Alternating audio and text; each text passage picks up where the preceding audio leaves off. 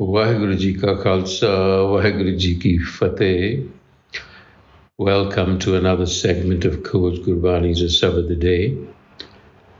Our recitation, Rag Asa Mahalla Panjwa, Karstarwa Asaveri. So the Rag is still Rag Asa. The composition is the fifth Nanak, Guru Arjan. Now this has to be sung to the 17th beat, Karstarwa, with the Ragini Asavari. This is a rag that goes with Asa. And the recitation. Ik Onkar Satguru Prasad Gobind Gobind Karha Har Har Mane Pyarha Gur Kahya Sochit Tarha Ansyo Tor Phirha ऐसे लालन पायो री सखी रहो पंकज मोह सरहा पग नहीं चल हरहा गहड्यो मूड नरहा अनन्यो पाप करहा तो निकस शरण पैरी सखी थिर थिर चित्त थिर हाँ बन ग्रह समसर हाँ अंतर एक पिर हाँ बाहिर अनेक तरह राजन जोग कर हाँ कहो नानक लोग अलोगी री सखी. If you recall, in the adjacent Shabad, the previous Shabad, we encountered the monkey mind, a mind that is ordinarily unstable, that is forever flitting about like a butterfly, and is incapable of creative experience, which requires focus and attention. It lacks attention beyond a few seconds. So in this Shabad, Guru Arjan provides the antidote on how to settle the mind and in the process experience what is considered sovereign experience, namely that of oneness, and we shall see what that means. We'll focus on the first 5 lines up to the Rahau because that pretty much sums up the practice of Sikhi in a nutshell.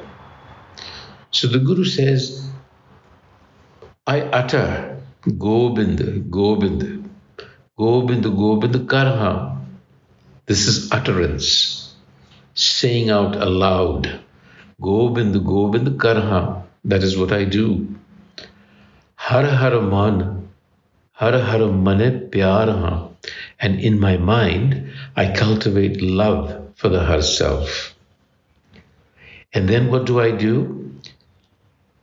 I embed in my memory the instruction of the Guru, which means also I utter Gobind Gobind, I recite. With recitation, I develop love. I memorize what I recite. Ansyo tor pheraha. And I break away from all other methods. Aise lalan payo ri sakhi rahao aise. This is how lalan, the dear beloved, payo ri sakhi, my friend. This is how I have experienced the beloved within. And then in the remainder of the passage, the Guru is essentially laying out the state of the world. The world, he says, is pankaj moh saraha, like a pool, a quagmire of attachment. Pankaj is a quagmire, moh, attachment. Saraha, a pool. Pag nahi chale haraha, pag nahi chale. When you're stuck in a quagmire, you can't walk. Essentially, you're frozen in one place. Chale haraha, you lose that capacity. Gardio mood naraha, and then the stupid, foolish people, they try hard and they sink deeper and deeper into that hole, into that quagmire. You've seen quicksand.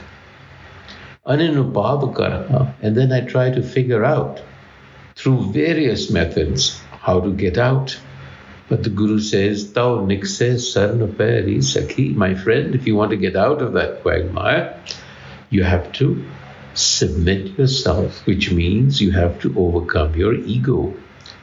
Then your mind will become stable. Thir thir chitta, thir, stable. Your mind will become stable. Ban graha samsarha. Then you will view the forest and the jungle alike. Antar ek piraha, you will recognize the great one within. Bahir anek taraha. And then, of course, what is outside, all external supports are not necessary. They are dropped. And then that sovereign experience, Rajan Yoga Karaha, union with the beloved, is experienced. Kaha Nanak, Log Alogi Risakhi, says Nanak, I live in the world, yet I remain unattached. To be in the world and yet not of it. That's the message. So you see, the first 5 lines, as I said, sum up what I would call the practice of Sikhi. So first, you start with utterance, with the lips, with the mouth. What that means is you start with a recitation of Gurbani aloud. This is the practice for every day. Read, recite Gurbani aloud every day. This is the basic nourishment for a Sikh. The ears will hear the words that the tongue recites, and over time, one can literally taste the words, much like we taste food. This basic practice is a sing-along with the Guru and provides the emotional nurturing that we need. Second, cultivate in the mind love for the self, as the Guru says, right? Har har mane pyar ha. Cultivate that love. Now, to develop love or intimacy with anything, knowledge is essential. You need to know the thing that you're developing affinity with. Therefore, meditate on what is read, reflect, contemplate. That is vichar, on what you have recited. It's like chewing on the food that we have eaten. Well, you see? So, this satisfies and nurtures the analytical side of our being. But when we spend time to unpack the meaning of the terms that are not readily apparent to us, we begin to move beyond literal meanings gradually. Third, remember what the Guru instructs. Now, this can be understood at various levels. One being, memorize what you read. That is another practice that we seem to have lost and need to recover. When you learn Gurbani this way, you will find that it becomes automatic, an automatic reference when you are engaged in deep reflection. It becomes a pointer, and memorization is not difficult. We know that regular repetition, in any case, makes us remember most of the sabads, right? So that is also an important element of the practice, because that will make you mindful. This is Simran. You will always be aware. You will be intuitively aware of Guru wisdom when you begin to recite, reflect, and recall and remember. Memorization. Do not downplay memorization. And then turn away from all other methods. Have the conviction of walking the path. Be resolute, dridata.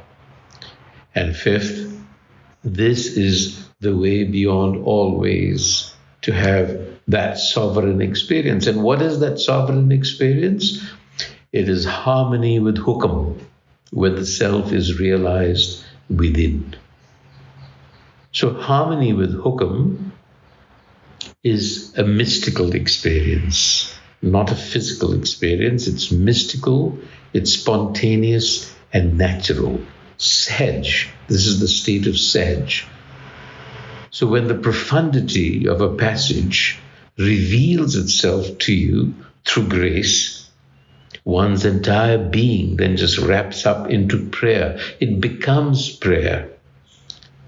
It touches the depths of your silence, and you experience something you've never experienced before.